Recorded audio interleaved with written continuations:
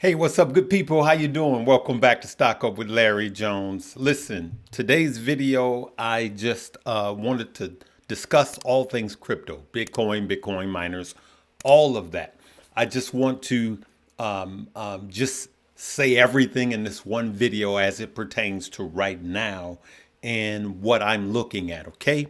Hey, for those of you that are new, hit the like, subscribe, and notification bell. All right, this is Stock Up with Larry Jones, and today's video is brought to you by Moomoo. Moomoo is where you can get up to 8.1%, as you could see there, on your money. That is Moomoo. It is a trading app. Now, that's going to be important for the rest of this video because Moomoo has what we call a trailing stop loss on it. Now, some of these portfolios, they don't give you a trailing stop loss. They give you a hard stop loss. That's going to be important as it pertains to this video. Let's get right into it, shall we? All right. So let's look at let's talk about Bitcoin first. Bitcoin is at a very interesting place right now. And you do know that Bitcoin, when I'm talking about Bitcoin, I'm talking about the entire crypto market and the Bitcoin, not just the ETFs, but the Bitcoin miners. So Bitcoin and the Bitcoin miners are going to follow the same flow, up or down. Now, we are at a critical point with Bitcoin right now for a few reasons, right? For those of you that are in the class, I have a special lesson that I have just uploaded, and I want everyone that has the class, Stock Up University, I want you to watch that lesson. It's going to be at the top of the crypto chapter, okay? All right, I want you all to watch it. For those of you that don't have the class, that is, we'll talk about that later. Let's get right into this lesson. All right, so let's look at Bitcoin, okay? I'm going to bounce around a lot, but it's going to be a lot of gems in this one, okay? So look, let's look at Bitcoin. At the time right now, it's just under 52, right? We got 51.8. You know, you may look at it, it may be 51.7-ish, all right? So let's just keep all things in perspective. But here's what I'm going to tell you about the Bitcoin miners. Let's just go right into that. The Bitcoin miners, as you can see, I got Marathon, CleanSpark, and Riot. Now, here's what I want to say about these three. Bitcoin is up. Now, as you can see, I have selected up here at the top year to date, right? Year to date, you can see Bitcoin is up 17% and Marathon is right in line. All right, now, Marathon is the biggest Bitcoin miner by market cap, right? Here's what I want you to know about the big three.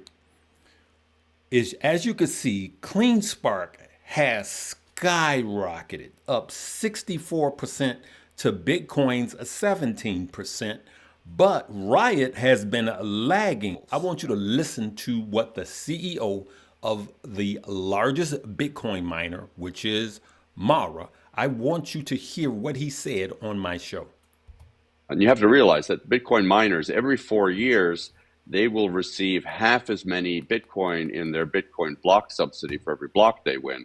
And so you're constantly driven to be the most efficient you can be, because the people who are kind of the top quartile of, by cost, if you would, to produce a Bitcoin of miners, they may have to shut off their miners or go out of business every time there's a halving because their machines just aren't efficient. So you could see that was the CEO of Mara. I had him here live on, not live, but I recorded him and had that aired here on this page. And he makes a good point. So more than half, 2/3 of these Bitcoin miners will go out of business because they won't be able to last past the halving. Just because you find a Bitcoin miner that's cheap doesn't mean it's a good one. They have to have, I want you to do the homework and go and see how much Bitcoin they've been accumulating, because that's wealth. And you got to see, have they bought new equipment, and is it energy efficient? If they're using the old ones and their hash rate is if their energy bill is, and that's their biggest bill, if their energy bills are skyrocketed, they're not a good company, right? And so that's why if you're in the crypto and you got all of the altcoins and you don't have any Bitcoin, I don't think that's a wise deal. I always roll with the big dog. If you're into EVs and you're not into Tesla, I just don't think that's a cool thing to do. All right, let's keep it going. So let's go back to this. I want to show you guys so you can think for yourselves, right? Now, we could see that CleanSpark has had this big, massive run up, all right? And so that's why I'm slowing down on all of this at this time. Like I said, double digits, but I'm even cooling off on that. Why? Because Bitcoin is at this interesting spot where it could run up to 55, but then it's overdue for a pullback right now. It's taken off too much too quick. It's actually like the bull market has already started, and it could have. Why? Because of the spot ETFs. I know I go on and off with these. It's because of the Bitcoin spot ETFs and the amount of Bitcoin that companies like Grayscale already was at eons ahead of the rest because they were already one of the biggest holders of Bitcoin. And then, of course, we got MicroStrategy, okay? And now we have BlackRock, okay? Now, we know we got ARK, Fidelity, but BlackRock is the one that we need to keep our eye on. BlackRock. Let's deal with BlackRock right quick. I want you guys to see. Now, this was August 31 of 2023. So last summer, BlackRock has invested in 4 of the 5 largest Bitcoin miners. Okay, that's important, right? We're going to put our Columbo jackets on now. We got to think, right? Now, I'm going to play another snippet from my interview with the CEO of Mara because he gave us some gems. And I'm going to get into that in this video also. Now, BlackRock started accumulating the Bitcoin miners. Why? BlackRock is the largest asset manager in the world. You know, right now, currently, I think they are managing around $8 trillion, right, worth of assets. And at one point, it was 10 trillion, right? So they don't just get into something to be a consumer. They get in to be an owner. They want to own it vertically. If Bitcoin pulls back, remember, for every 1% that Bitcoin pulls back, these crypto miners, or should I say Bitcoin miners, can pull back 3% to every 1%. Just remember that, right? It's a leverage type of deal. Remember the slingshot thing I talk about all of the time. So now, that doesn't scare me if we have a pullback in Bitcoin. As a matter of fact, it gets me excited because I know long term that big companies like BlackRock is in a position to where they are in kind of long. Now, I may be right, I may be wrong, but this is what I'm thinking. So what is that telling me? I'm not telling you what to do. Anything I say is not a suggestion for you to buy, hold, or sell. I'm prepared to go in if Bitcoin pulls back 20 to 30%. You do know that that's like a normal Tuesday for Bitcoin to pull back 20%, especially in this area. Now, for those of you that have the class, I shared a chart with you guys. I went back and showed you the last halving and all of that. And the truth be told, we're ahead. Now, the halving is supposed to be in April-ish, okay?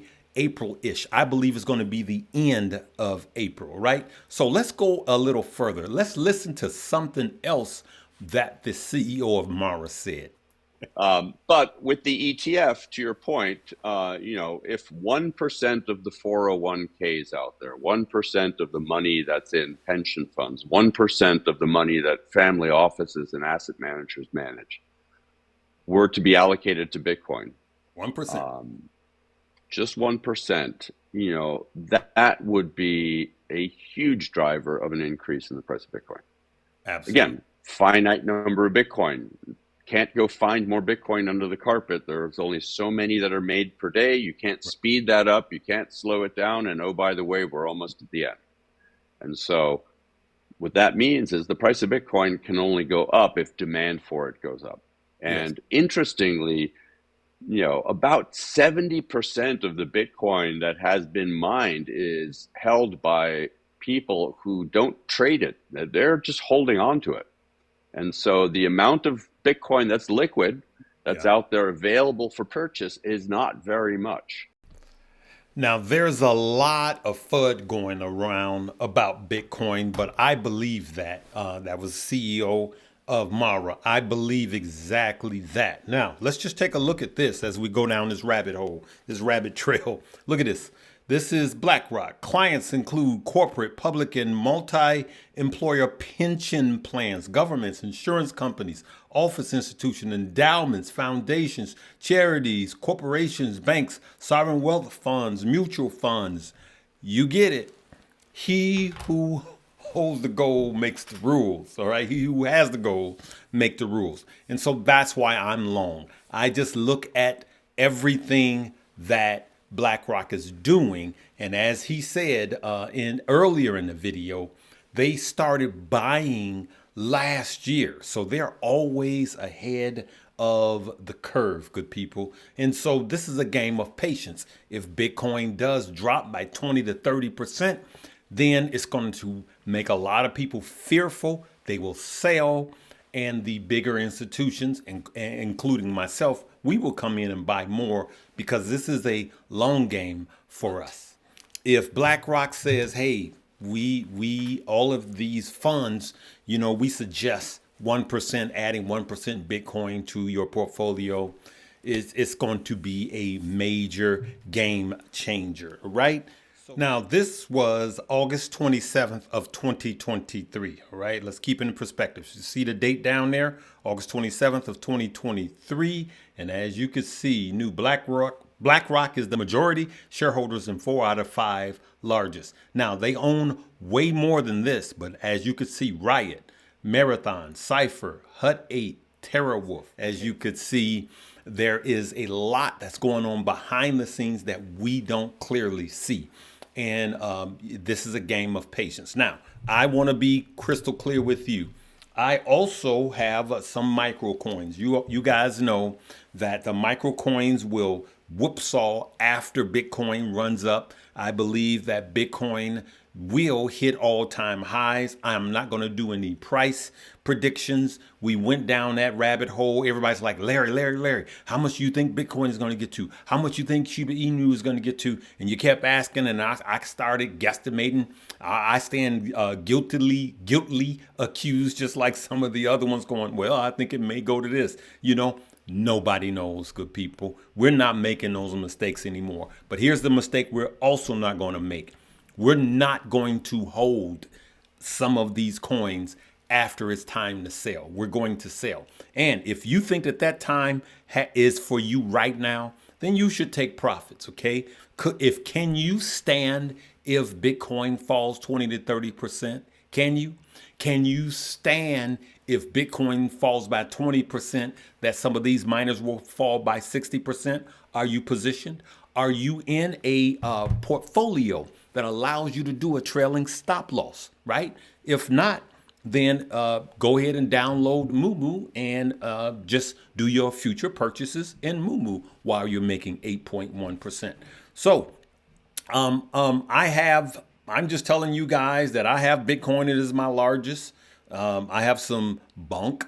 It is my Bitcoin. I got Bitcoin Cash. I got some Solana, some XRP, Ethereum. I have a little SHIB and a little Doge. I told you Bitcoin Cash. I have some HBAR, HBAR. I have some SNX. I have some RNDR. I have some ICP, and I have a few others. But I'm going to consolidate those this time, and I'm going to go to the majors. I'm not going to have 20, 30 like I did before. That's what I wanted to share with you guys. Also, when it comes to coins like Shiba Inu and Doge, I have less of that and more of bonk. Don't get married to the altcoins that you were married to last cycle. This cycle, there will be some newer ones that's going to go higher. Now, does that mean that Shiba Inu and Doge won't run? No, it does not mean that. It just means that the potential in some of these newer ones will, in this cycle, will run even more. And then next cycle, there will be even newer ones. And some of the old ones will go bye-bye, all right? And so I just wanted to touch upon that. Yes, I do have some Shiba Inu, and I have a little Doge. But I was buying Shiba Inu when it was beat down, like I made the video and showed you guys. But this time, I have more bonk, B-O-N-K, than I have Shiba Inu or Doge, all right? That's all I'm going to talk about in the micro coins. Now, just remember, micro coins, micro money. Major coins, major money. Remember, I'm going to say this again. I have more in Bitcoin and Ethereum than I have in all of the rest, okay? Let's keep it clear. And Solana, right? So I just wanted to cover everything in this video, okay? And you make the decision for you. The question I want to ask is, what's the likelihood of it going up, pumping to 55, or a 20% cool off, 20 to 30% cool off, and or do you think the bull cycle has already started, okay? And if the bull cycle has started, then these crypto miners will explode.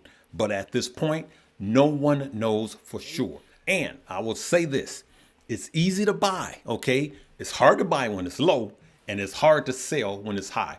But the truth be told, it is harder to sell when it's high. When you got a ton of profit, that's when it's the hardest to sell. It's harder to sell than it is to buy. And so I'm going to challenge you to not look at the others. If you sell and it continues to run, don't think you lost. You have not. This is not a get rich quick scheme. And then if Bitcoin does pump to 55, then here comes the influx of the latecomers pushing it up higher. And then you and I should be looking at the exit door when they come in, all right? Leave me a comment. Hey, make sure that you check out Moomoo, get it funded, get your up to 8% today, and then make sure you check out Stock Up You. All right, so we will see you guys on tomorrow. This is an odd week. It's President's Day, but, and I know I keep saying I'm taking the day off. I can't. All right, I need help. I'll see you guys later. Live, love, laugh, and learn.